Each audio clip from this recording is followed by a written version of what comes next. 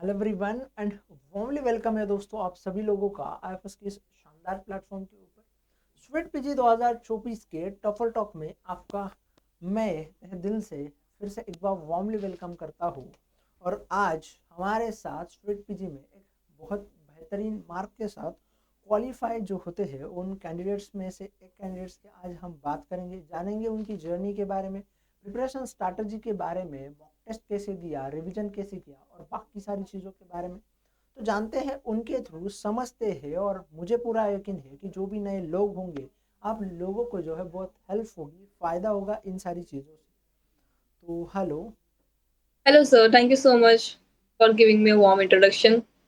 Myself, Batul Bharocha, and I have currently completed my third year of BSc Biotechnology at PP Savani University, Surat. Okay, तो पहले तो आपको congratulations. Thank you so much, sir. अब मुझे ये बताओ कि आपकी एजुकेशनल जर्नी क्या रही है। So I started preparing for CUAT PG after between my fourth and fifth semester break with the help of YouTube lectures of Mamta ma'am. Okay, तो आपने ममता So, मैम के जो है लेक्चर्स देखे थे आईएफएस प्लेटफॉर्म के ऊपर। yes, sir. तो मुझे ये बताइए कि अपने चौथ और फिफ्थ सेमेस्टर के बिटवीन जो है आपकी पढ़ाई को स्टार्ट किया था।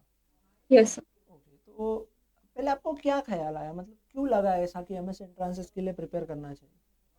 Because like कोई अच्छी गवर्नमेंट कॉलेज जहाँ पे ज्यादा स्कोप और रिसर्च का तो बेटर रहता है like okay okay. in future.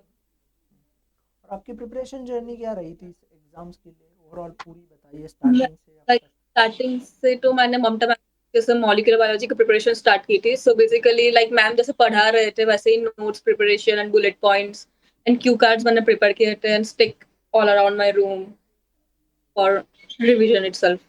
So this was my strategy and a quick revision note for a prior day. Okay okay, तो क्विक रिवीजन नोट जो है आपने प्रायर के लिए बनवाए थे। Yes. मैंने लाइक ममता मैम का लेक्चर स्टार्ट किया था basically I was not opting go like मैंने सोचा नहीं था कि मैं एग्जाम दूंगी बट लाइक मैंने ऐसे ही स्क्रॉल कर रही थी तभी मैम का लेक्चर बीच में आया था so I started watching that lecture.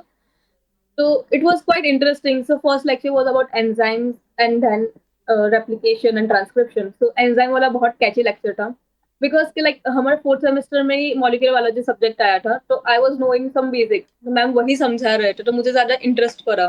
So I started making notes and like taking the test series from the ISS website itself. Then uh, पूरा molecular biology खत्म करने के बाद I move forward to the cell biology lectures and same goes with evolution. So evolution was quite easy as compared to all the other subjects. Okay, तो आपको जो है easy लगा। अब मुझे ये बताइए कि जब हम स्वीट पीजी के बारे में सोचते हैं, लाइफ साइंस के रिगार्डिंग पढ़ते हैं, तो हमें बहुत सारे यूनिट्स पढ़ने पड़ते हैं, रिवीजन करना पड़ता है। Hmm. तो फिर Yes. आप किस तरीके से पढ़ते थे, कॉलेज के साथ साथ कैसे मैनेज करते थे।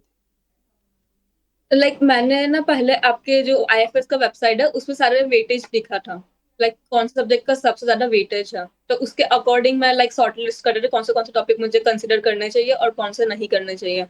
So I used to wake मेरा कॉलेज 7 बजे से I have to leave for college. So I usually wake up around 5 to study and all that. और अगर in between लेक्चर के बीच में टाइम मिल रहा था तो I used to go to library and start watching the videos and making notes.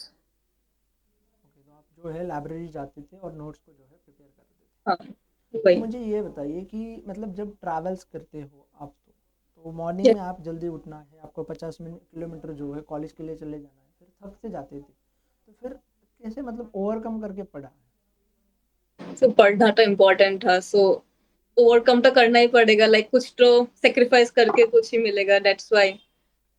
तो I usually मैं जब कॉलेज started थी 1-2 घंटे का ब्रेक देने के बाद I used to start studying because college का भी assignments and all that stuff रहता था सब कुछ मैनेज करना it was hard but okay okay.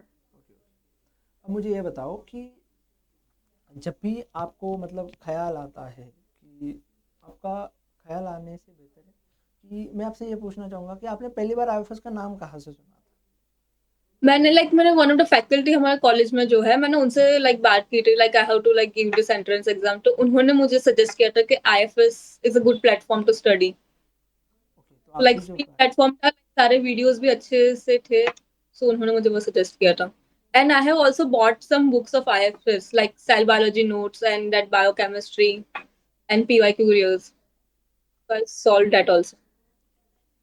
मुझे ये बताइए कि रिवीजन का आपकी मॉक टेस्ट का क्या किस तरीके से करते थे आप? मैंने ना एग्जाम से एक मंथ पहले जो आपकी मॉक टेस्ट सीरीज थी ना वेबसाइट के ऊपर something, it was like price like खरीदनी थी, तो मैंने वो खरीदा था. So it was very helpful. तो मैंने सारे टेस्ट को like like just like an exam, how we give an exam, मैंने वैसे ही दिया था.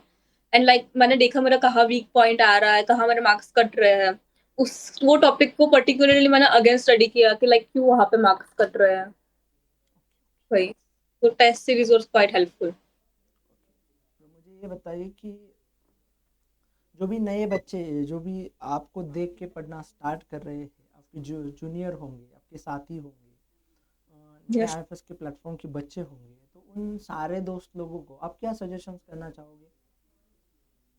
मैं तो यही बोलूंगी कि IFS is one of the best platform to study, because like आपको यहाँ पे सारे सब्जेक्ट, सारे टीचर्स आपको बहुत कोऑपरेटिव मिलेंगे. लाइक आपको डाउट रहेगा ही नहीं. अगर आप एक बार देख रहे हो वीडियो, आपको सारे डाउट क्लियर हो जाएंगे. So like you should go with IFS. And अगर अगर आपको ऐसा डाउट हो रहा है, सेल्फ डाउट, तो एक बार एक मॉक टेस्ट सीरीज ले लो. वो बेस्ट रहेगा. आपको लाइक कहीं आपका कहाँ लैग कर रहे हो, आपको पता चल जाएगा वहां पर. ओके, तो बहुत अपने क्लैरिटी के साथ अपने थॉट्स को रखा है और अपने बहुत सही तरीके से सारी चीज़ों को बताया.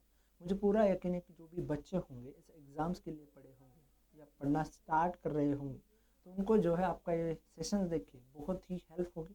तो thank you so much for sharing your experience and your journey with us, and आपको बहुत सारी शुभकामनाएं मेरी तरफ से, पूरे आईएफएस फैमिली की तरफ से. Thank you so much sir for inviting me.